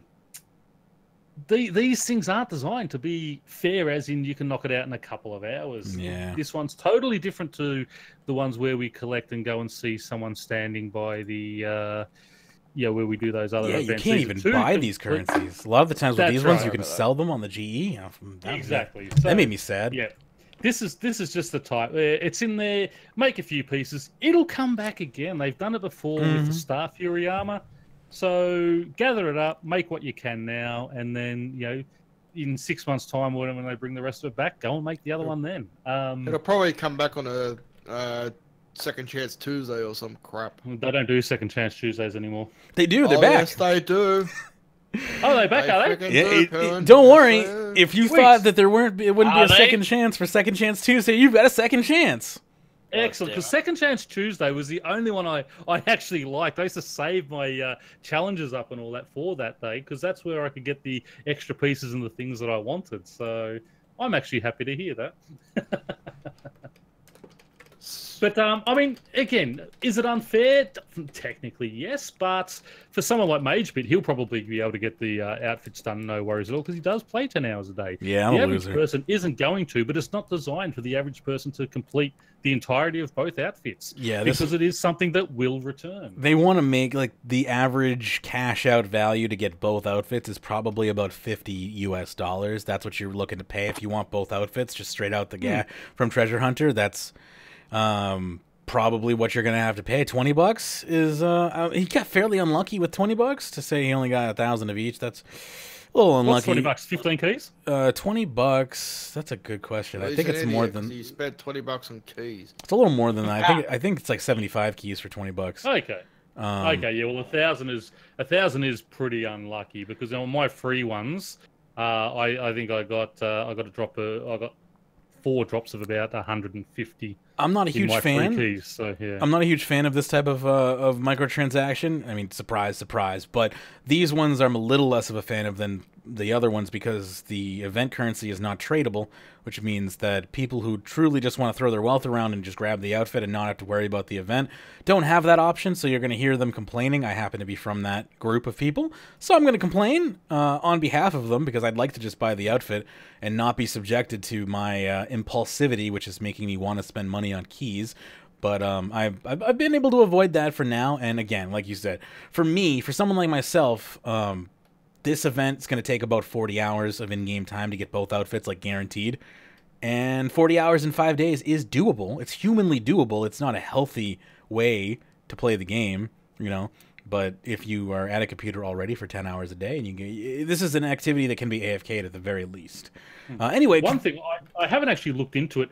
If you have 600 of the Soulite and 600 of the Lunite, can you actually 3-to-1 ratio combine them? Or 3-to-1? Not. Yeah. Oh wow. 3-to-1 Normally ratio. 3-to-2. So it's 3-to-1. That's bad. Yeah, Okay. they really want you to spend money. But the outfits are real pretty, so I'm going to try to unlock them without spending any money.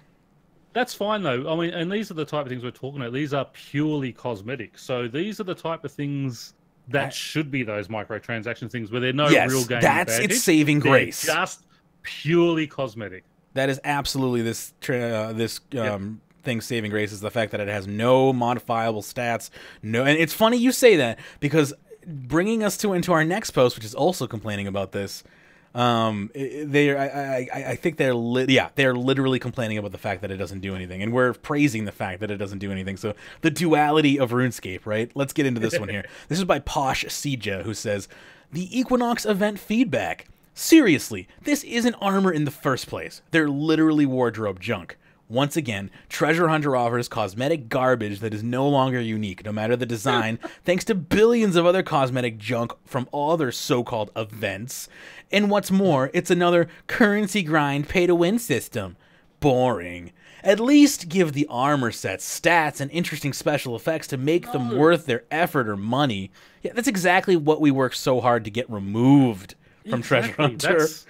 That's the whole problem with what all these microtransactions were about in the first place. People saying it was pay to win. You had to actually spend money to get the better armors to go on and get these, get the stats on it. That's exactly everyone screamed about. So Jagex listened and said, okay, we're going to make it purely cosmetic from now on. So that's what they've done. And this Posasia is that idiot who didn't listen to the last thing, or he's one of the, apparently he likes to pay to win. Apparently, yeah, exactly. He complains about pay to win and then basically wants pay to win. So he continues on and says, "So what stats do they need? You ask. Simply put, we have too many lobby equipments, tier 75 or below. We need something better. Go buy better armor than you freaking noob. So in this case, make Lunite armor set a tier 80 tank armor and Solite tier 80 power armor, both of which are all class." Thank you very much for the 100 bits, Loft Waffles. I appreciate that. Both of which are all class. So he wants hybrid armor tier 80 that will basically just destroy anything tier 70 and below it that are dropped from monsters. Furthermore, if players obtain both sets, they can fuse them together to make the all-powerful tier 85 Equinox armor that is both power armor and tank armor. I don't even know how that's possible. As well as retaining its class of all. So it's power armor, it's tank armor, and it's fucking hybrid armor. Just why not? Why not? You know what? Can it also suck my dick? Furthermore, all three sets are undegradable, but worth in turn 1 million coins per piece of armor lost in the wilderness. This is to make the event worthwhile to grind, rather than another useless cosmetic that will just be left at the bottom of the wardrobe. What did I just read? You have just basically wiped out the entire PVM community below T90. I know. This. Oh, I'm sorry. There's a follow-up post. It says, I forgot the special effect. Since players complained the male version looks scantier than the female version, why not make it fair by letting the Equinox armor have a right-click option that says naked form? This is starting to make me think this person's a troll. Players of both sexes activating this will be able to briefly flash naked for 5 minutes with 1 minute cooldown. Well, he's got one fan. This is starting to make me think this person is a little bit of a troll. I want them to bring back the old raw onion option in your coloring, because that way it makes you look naked anyway. Anyone remember that raw onion? I do remember it, and I'm trying my hardest not to. Those were the days. Actually, Archeox has got a good one here. As soon as you start offering real armor, especially high level via Treasure Hunter, then you have made the game viable and people will rightly scream about it. Edit. Oh, silly me, I just realized who the OP is. Wrong forum, fake outrage, provocative suggestions, unsuitable suggestion. Sprays troll be gone around the forum. So obviously it's someone who knows. Someone's having a... We need to get this guy on the podcast. Yeah, right. Go look at his previous posts. Open up his profile. See if he's got like a gold mine. Maybe we got a position open for him. He can send me his posts when they get deleted, so we can still read them. Let's see here. So this post is by Strangelove, who, and again, I kind of briefly already kind of covered her problems accidentally in a little rabbit hole I went down during our mining and smithing discussion there, but she's saying fishing is now worse money. I have no idea how you manage this. I'm impressed that you manage this. If you had told me this would have happened, I would not have believed you. Okay, so the best GP per hour fishing spot before this update was sharks. You could catch about 600 an hour, and at 1,500 GP each... Yes? Sorry, when? How long ago was sharks 1,500 GP each? I don't know. I mean, she's going back 2 or 3 years, because they've been below 1,000 for months. To be fair, she just got membership in February, so maybe she just came back from a 10-year break. Yeah. They were about 900,000 GP an hour. Now probably thinks that whips are about 4 mil still. Maybe. Now the price of sharks have crashed to 1k GP each, making the profit of that method around 600k instead of 900k. But hey, that's just what happens, right? New fish release, sharks go down in value. Can't be that upset. That's just logic. Now we have sailfish, though. How much GP per hour are they? About 850k. What about blue jellyfish? Oh, right. So bravo, I'm impressed. You somehow managed to make fishing even lower GP per hour with the fishing update. So again, this information I think is kind of cherry-picked. Yeah, cherry-picked and not accurate. I mean, sailfish are a little over a mil an hour if you're doing it at the Swift sailfish area. If you're just doing the laid-back one, it's probably a little less. It's about 800k an hour if you're doing regular sailfish. Yeah, I do regular sailfish because it's more AFK. Yeah, I do the other one because I just... You want the monies. Yeah, exactly. Well, I'm just gathering up because I've got about 12k rocktails, which, was a nice little bank for me, and they have basically crashed, which is fine because, new content comes in the game and it's always going to affect older content. So they've now become my Slayer food. So my sharks are gone. Rocktail are now my Slayer food, and sailfish are going to be my bossing food. Cool. Yeah, I'm slowly building up I got 5,000 rocktails to eat through for Slayer, and if you've ever done Slayer, which I know you have, you never eat anyway, so I may never get to my rocktail supply. I don't know. I know I never finish my rocktail supply. Like, it may actually... Oh, no, I only take 4 or 5 with me. Yeah, I barely eat... Unless you're doing a high one. The only task that I really eat on are Rune Dragons, and that's only when an elite one spawns. I barely need food at Eddie's. Like, I never eat at Eddie's anymore either. Okay. I've the last 3 Eddie trips I've gone to, I've used no food at all, even killing elite spawns. So I'm pretty impressed with myself. That is. Oh, that nice. Is impressive. I am impressed by that. 2018. Yeah. Becomes Slayer Master. I was saying in Clan Chat last night, Slayer has ruined me. I'm over here making like 50 million a day from Slayer, and now I gotta go. I had to pivot from 120 Slayer to 120 smithing because I don't trust that smithing is going to be able to make 2 million an hour and 300k XP an hour after the rework. Like, I think that's going bye-bye, and I want to take advantage of that. Well, it's a thing because it's a really good XP to GP ratio, and they're basically fixing XP to GP ratio, so I'm going to take advantage and abuse this one before it's gone. Same thing I did with construction. When they had the Proteans via portable sawmill, I used the crap out of that to get 99 construction, and I'm glad I did because there's no method like it now.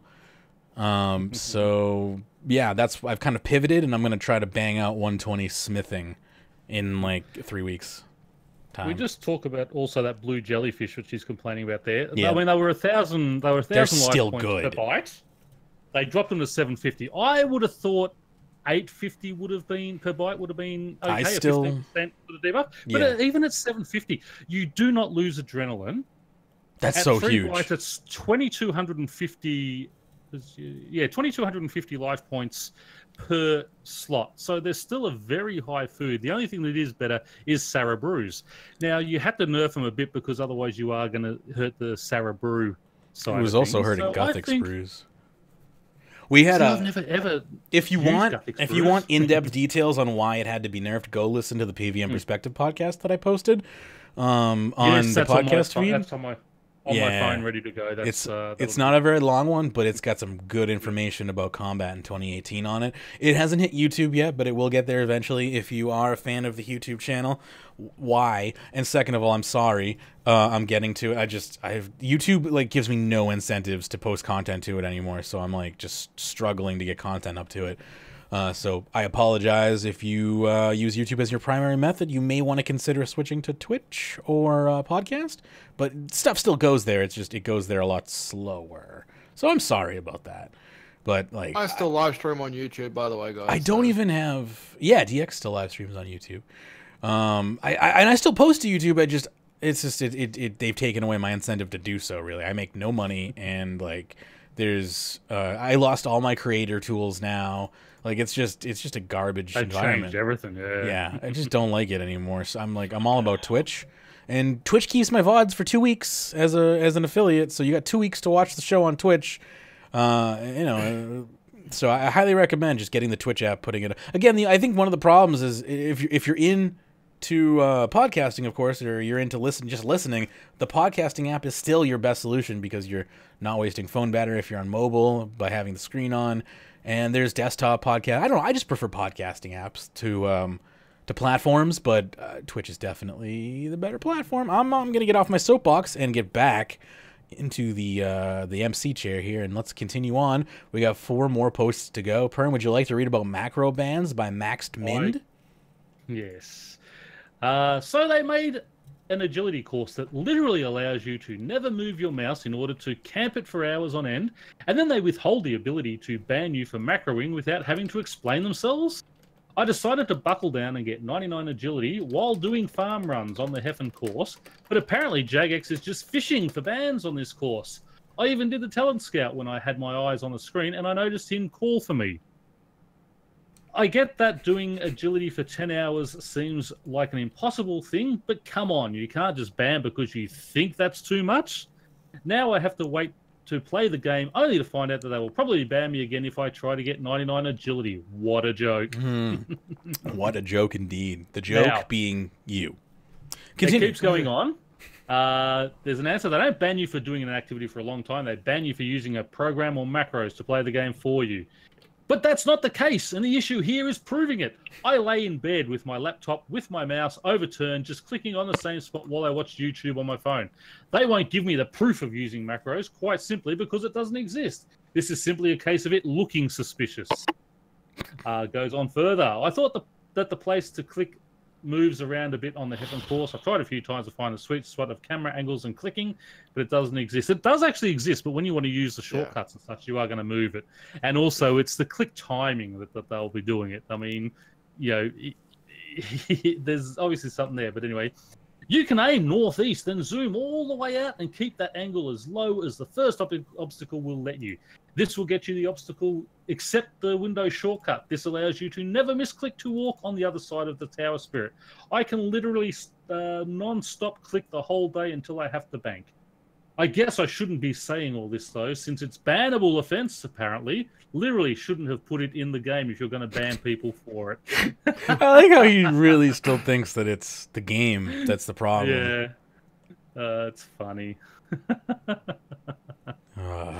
So, yes. Love it. Continuing on here, we have one called Bypass, Bank Pin, and Authenticator. This one's by E92-355D. All right, I'm going to read this story to you in the first person to tell me where their weakness wins a major. The second word in the first paragraph. Okay. Second word. So it says here, dear OSRS community. First of all, wrong form, but not a big deal. These issues affect everyone cross-platform, of course. Today I was hacked. That would be a great. So you have today I fucked up, like the subreddit and like just the website. Today I was hacked would be a great subreddit. Today I was hacked, and I was hoping maybe someone could provide me with some sort of explanation as to what might have happened. I have both Authenticator and Bankpin on my account, yet when I came back from dinner, roughly 30 minutes of off time, my entire bank was cleared out. Sorry. Roughly H-O-U-G-H-L-Y? Interesting way of spelling roughly. And also happened, I think, isn't that spelled wrong as well? Where is happened? No, it's spelled correctly. Is it? In the first paragraph, it is. He's forgot the E after the N. Oh, okay. Yep. Gotcha. Maybe I'm looking at a different There you habit. go. Anyway, That's 2. while confusion was balls deep in my mind, I noticed my Pure account logging on. And as you guessed, that ain't me. Shortly after logs out, I check, and yup, that's also completely gone. And there any steps I could take besides from frequently changing passwords and always maintaining a safe PC or laptop. No malware? Yeah, no malware is a good start. Also, I was hoping if I can be provided with a list of IP addresses that were used to access my account in the past 24 hours. Apparently, he wants to become a bounty hunter. Thank you in advance for reading, and please, watch your back. I think this guy was slightly getting drunker as he started typing. Getting more pissed off and just pounding the keyboard. Yeah, he was angry. The first thing is, yes, you might have Authenticator and Bank PIN on your account, but what about your email? There you go. Ding, Does ding, your ding, Google ding, ding. account have two-step authentication on it? Because What are mine you winning, does. Panasius? It's a pain in the ass opening the phone, but for that 6 seconds it takes to type in a 6-digit code, it is well worth that pain in the ass. And of course, there's also the desktop app called Authy that doesn't require a phone. If you lose your phone all the time, or you don't want to, go ahead. Is this one of the first posts that actually has the words balls deep in it? I think this might be the first post that I've read in a long time that has. Just the phrase, well, confusion was balls deep in my mind. I don't think I've ever read that combination of words before in my life. So, I mean... But that's the thing. Yeah. So MageBit has said this over and over again. It's all well and good to have the Authenticator and Bank PIN. That's locking your front door, but leaving the back door open if you don't have the same on your email account. Yeah, pretty much. You got to protect the back door. Like he says, watch your back. It's true. You got to watch the back, and when the back door is literally your email. Anyway, if you don't watch your back, you might end up balls deep. That's true. Welcome, Hannah. Our man is back. Do you see what I've had to deal with? Do you see what? Yeah, Hannah's here as well. So thought about leaving, Hannah. but I think Hey, that was already. Yeah. It's the worst time for Hannah to join. Well, I was gonna say that the one terrible issue is that you also make sure you have a super strong password, because your password is the only line of defense if they log into the website. It's very true. Remove Authenticator from the website. So you still need access to the email to remove Authenticator from the website, though. do you? Yes, they send you an yes. email with a link to remove your Authenticator. So They do, because when I upgraded my phone the other week, I had to obviously reset all the Authenticator and such. So I had to deactivate my Authenticator for about a minute while I got the email, yes, verify it, that deletes it, and then I can redo it all again. Wait, Perrin upgraded his phone? I know. Yeah, I've got an iPhone 6 now. Went from a 3GS to a 6. No, I went from a 3G to the 4. Well, then 3G. I had the 5S. Okay. Okay. And the 5S. My 5S was only 11 months old, too, before I upgraded that to the 6th. Oh, gosh. Just leave Ben alone. Let him think he knows what upgrade means. Fair enough. Hey, I'm not spending $1,500 on a bloody phone. Oh, yeah, I mean, you shouldn't have to, but yeah. I would rather put that into my new computer, which I love. I'm glad to hear that. What company did you go with, by the way? What's that? Did you just purchase the parts yourself and put it together, or did you have a company put it together? No, or? I got them put it together because purchasing the parts myself and doing it myself was going to cost me about $400 more. So who put it than together? them actually doing it. It was Doesn't even know who put his computer together. Jeez. PC Case Gear. Okay, never heard of him. Cool. For a local company, I assume. I have. Seems legit. A local company. Yeah, I figured. That's they cool. are very, very good. That's And, awesome. Comes with a 3-year warranty, and they'll pick it up for if I have a problem, I'll pick it up for $50, or I can just take it down there myself. There's no Nice. issue there. And since they're like 15 minutes away, it's chuck it in the car and take it down to them. Cool. Glad to Hey, hear by that. the way, Eve 92's post continues a bit further on down the list. What are we talking about here? We're talking about E92's ship post earlier on about Oh. his authenticator. Let's see here. Thanks for the responses. I appreciate it. Nope, Authenticator is still activated on my phone. It has never left my side. Again, no one mentions email? Come on. Let's see here. Thanks for the moves. So the story continues. As I was tracking my network connections, I found what I described above as shady was the IP address the rat is using to communicate. Oh, so he's infected. Straight up. He says, infected. I do think I have a rat, checked all my outgoing packets and found some shady stuff. Oh. I did a look up and actually got contact information for the ISP and locations. At the moment, I noticed another peak in my network connections. I think the rat launched itself to service host.exe or duplicated it. So I opened up Notepad and decided to give the scumbag a piece of my mind, also stating that if he doesn't return what he took, I'll track his ass down. Yeah, good luck with that, buddy. Guess what happened? I got a notification in Windows saying Windows was going to shut down. Pop-up message occurred when I was using a command prompt. Luckily, I managed to cancel this quite easily. After that, he decided it'd be best to close all my screens, and Wireshark, which I was using to track him, eventually followed by an immediate shutdown. Now I went to check my accounts. My main is still where it was, cleaned and all, but my Pure is currently logged in and playing. Jagex, please help me. Does this continue on? I'll go to the second page. A little bit. One more. How scary is let's have a look at the second page. Yeah, I mean, well, this is starting to sound pretty true because just the things that he's describing are. It's real deep. Yeah, are pretty accurate to. I have no doubt that he's been hacked, but yeah, again, as we said, it's all well and good having Authenticator, but you can't blame Authenticator as being wrong when you're not protecting your account. Yeah, I mean, forget the account. He's not protecting his computer. He's got a freaking remote remote access Trojan on it. Depressing as shit. He can't fucking protect his email. Forget about his email. He's literally got a hacker in his computer. Forget about his email. How does he know the stuff without being able to protect exactly? That's what I'm That is pretty kind of scary as well. The fact that he knows how to use Wireshark and like track down suspicious packets. Yet he got into this place. Well, all right, you know what? I say that, but guess who's had his account hijacked before? Yeah, this guy. I was literally about to say that. But we will allow you. There was no Authenticator or anything back then. There was no Authenticator or anything back then. That's true. Well, that makes me look a little bit better. But Authenticator didn't matter at all in this hack. That's the whole point. Yeah, exactly. Authenticator was still on the account. You could have They didn't have his email compromised. They had his computer compromised. Yeah. Authenticator isn't going to do you jack shit if your computer is compromised. And you have basically, if your administration computer is compromised, I should say. What if you have all your accounts logged in. Been on? What sites has this been on? This guy been on to be able to get this. He's been searching. He's been searching RuneScape hacks 2017 on YouTube. That's what he's been doing. DX. What sites has this guy been on?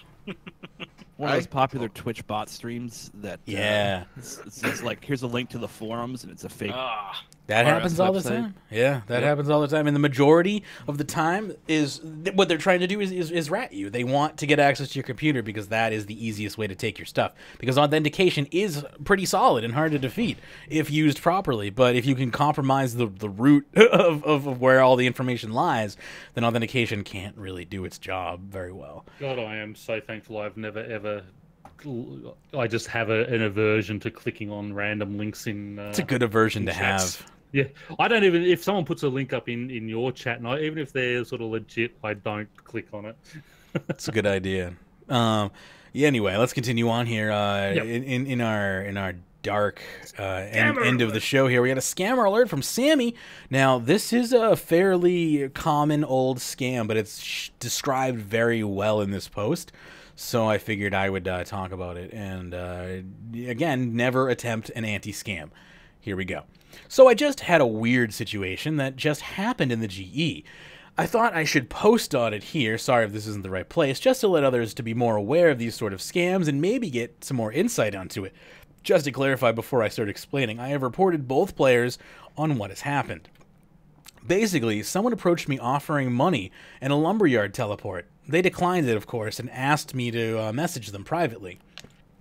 Honestly, it was difficult to understand what they were saying, but it sounded like I should accept the lumberyard teleport and everything, with everything banked, sort of, as well as the money and use this teleport. Whilst this was happening, someone else started messaging me privately, telling me that it was a scam and to play along since I could make some good money from it. The person invited me to his group and took me away from everyone else. He then told me to unkeepsake my Santa hat and to show it to him in the trade, and he'll show me the money equivalent to it. This is when I said sort of before, because I didn't do this, since this would mean that there's a risk factor to it. So I'm not sure what would have happened after this. My boyfriend was looking it up whilst this was happening and said that apparently I would have been led to the wilderness and something about telegrabbing would have happened.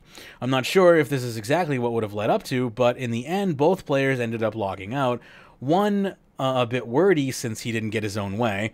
The second player, who was encouraging me to go ahead being part of this person's scam, despite was seemingly nice, just felt like he was being used as bait to lure me deeper into the scam until it was too late to go back.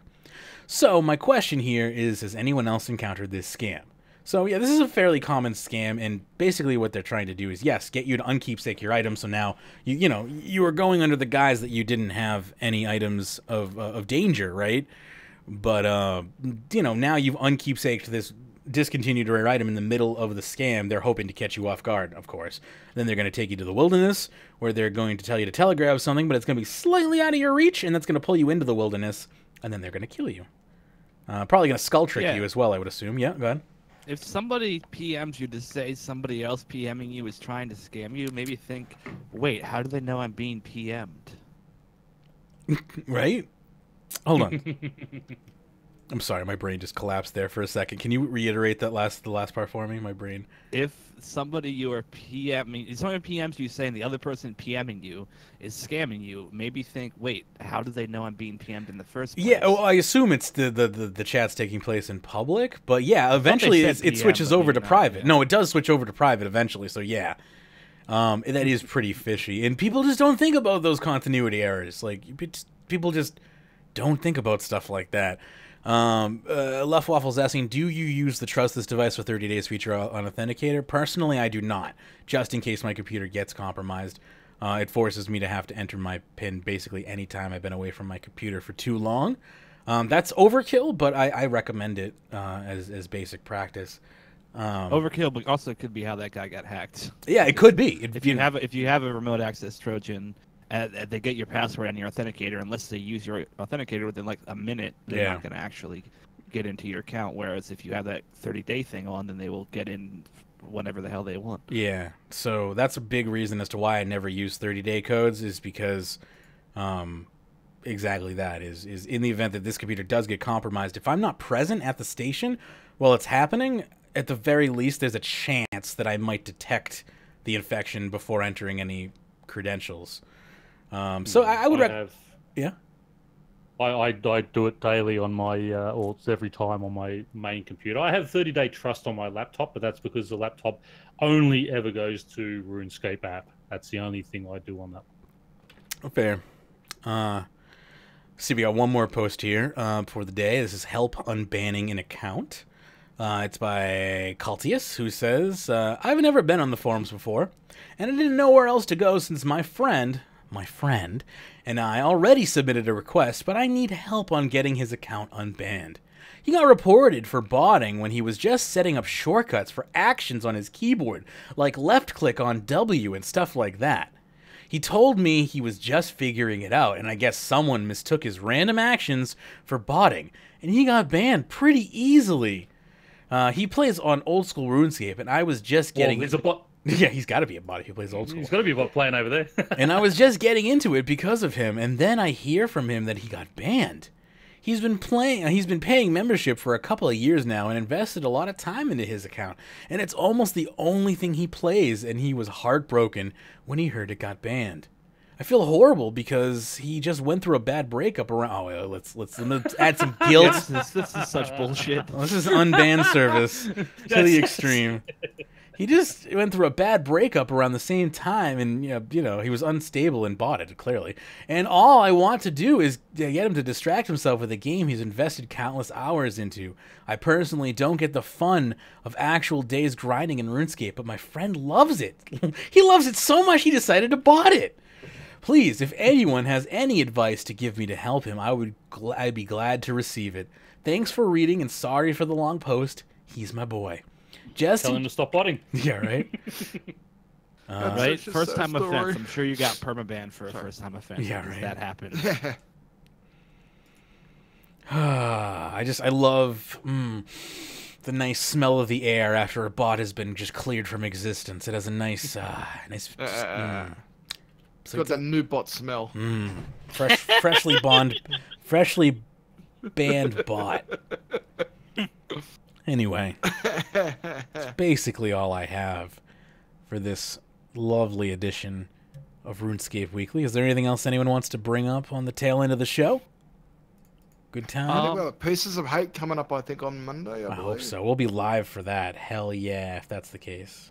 If it is Monday, it might be the following Monday. It might be the 26th. But it might be the 19th. I hope it is. Sooner the better, if you ask me. I'll have a closer look and see what I got. Yeah, I got 2 quick things to plug. First of all, PVM Perspective released an episode, which you might have or might not have noticed. It was a really good episode where we just kind of talked about the state of RS combat when it has to do with four-tick auto-attacking and things like that. And MageBit was on the show. I was. It was really fun. I have to say, if you're looking for my most opinionated and hard-hitting monologues and whatnot, you're not going to get it from an episode of PVM Perspective, but I had fun being there. I don't feel like I was... I brought a lot of abstract concepts, but I was more there to learn than anything else. It was a good show, though. I learned a lot, and highly recommend listening to that show. It's in the podcast feed, and it will be on YouTube this weekend once I have the time to encode it into a video and whatnot. So, and also, I'm streaming a bunch more PUBG on Twitch. Queen of Blaze is my Twitch account, so if you like PUBG, stop by, or even if you just like me. Personally, I didn't play that game for like 8 months and really enjoyed watching it, so I think it's fun to watch. So stop on by. And maybe you'll What was see it called? the PUBG? man being shit. Yeah, PUBG's the short name. PlayerUnknown's Battlegrounds. I was gonna say, if I'm going to be going to the pub, I'm going to go to the real pub, not on Twitch. You can go to the pub and watch me on Twitch at the same time. yeah, bring your phone with you. Yeah, see, I got an iPhone 6. It can watch YouTube quite easily. Thank you very much. I hear that the Australians have pretty good internet. So Screw you. 100 million GP to anyone who can hack RR Man's computer and slow down his internet. Oh God, you're gonna Oh my God, the challenge is now no on. contracting DDoS threats. That was a joke. Try. Don't everyone. So I should say that was a joke. I don't want anyone to actually do that, just in case there is someone out there who. Yeah, of course we don't promote DDoSing or hacking on the show. Of course we. Just for you, Pern, right? I did see your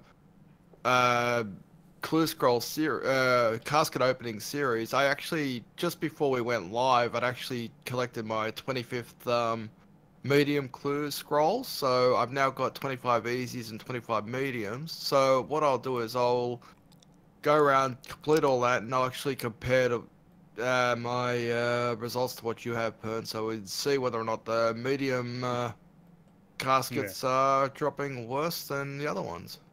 Actually, yeah. Well, while we're doing plugs, I'll plug my channel too. There is the new. There's 4 separate videos, 25 of each tier of the regular clues. Out of those, I did actually get 10 masters. So I wasn't going to do a master clue scroll series, but I'll put those 10 up when I get all the loot from those too. So that's pronounced. Yeah, good. And another thing, slightly about Pern, is he doesn't think he has good enough internet to stream because of the quality. But if you would watch Pern, even in a low quality stream, you should really at him on the Discord server and let him know, because I think he should stream anyway. I'd watch. Yeah, but 480p, it looks crappy. It looks yeah, people watch it for the personality mostly. If it's watchable, it's watchable. It doesn't have to be amazing. Okay. Yeah, Hannah was streaming like 2 FPS PUBG the other day, and it was still enjoyable because the personalities on the show were entertaining, and I was still watching it, and there was like 10 people watching it. So, okay, well, I might look it up then on how to. I was looking it up, and I'm looking at the quality. I'm going, yeah, I don't want to subject people to that. I mean, not only do they have to listen to my voice, then they have to watch crappy internet as well. Just put like shitty internet in your title, therefore people know. And I mean, you've got a lot of fans from the podcast who just enjoy your content. I was watching A+ Start, who's a popular speedrunner and whatnot, but not really. He does YouTube videos, like he does like mechanics explained, like how to glitch games and stuff.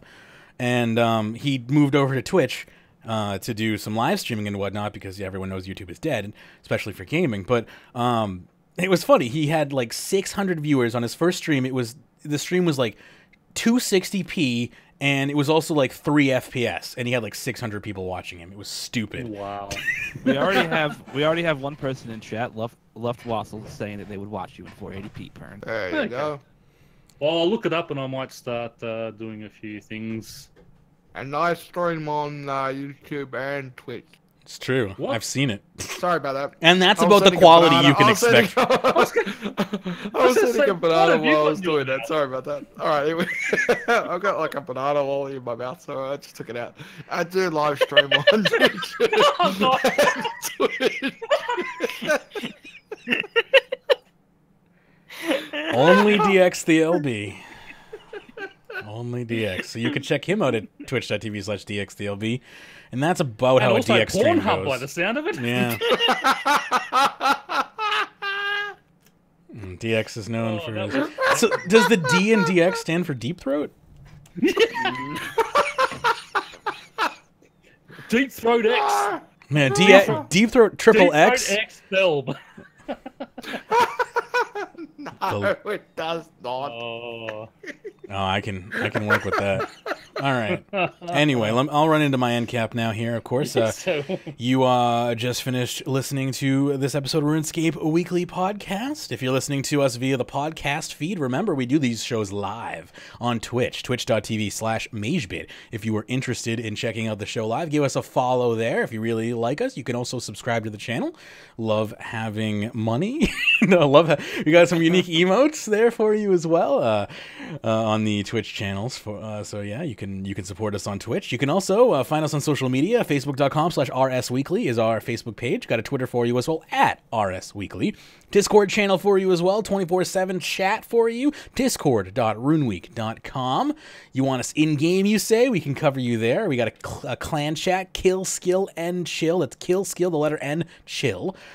Join us in-game, hang out. You can guest or join us. We love having new people in the clan as guests or as new clan members, so feel free to do that. If you want to support the show, you can do so by going to patreon.com/RuneScape. I can't talk all of a sudden. The pre-show for today's show is an hour long. You can get that by going over there and pledging any amount you like. $1 or more will get you access to the Patreon pre-shows. This last pre-show was an hour, and there's been plenty more pre-shows, and there's tons of other backlog content that you can check out going back many years. So pledge whatever amount you'd like if you want to support the show. We greatly appreciate that support. We needed to keep the archives of the show online for the podcast, and it also helps us set aside the time to do these shows and whatnot. So thank you very much to everyone who's supporting us over on Patreon. I hope that you will continue to do so. And a big special thanks to our top Patreon supporters, including David, Evastix, Jake, Hamster King, Kevin H., Odin, Sudwood, and Riley B. Thank you so much for your ongoing patronage. It means the world to me to be able to produce the show on a regular basis, and we wouldn't be able to do that if it wasn't for our patrons. So thank you so much. And we will be back probably on Sunday for some Clue Scroll action, and then again next week to do it all over again. So until then, and as always, happy scaping.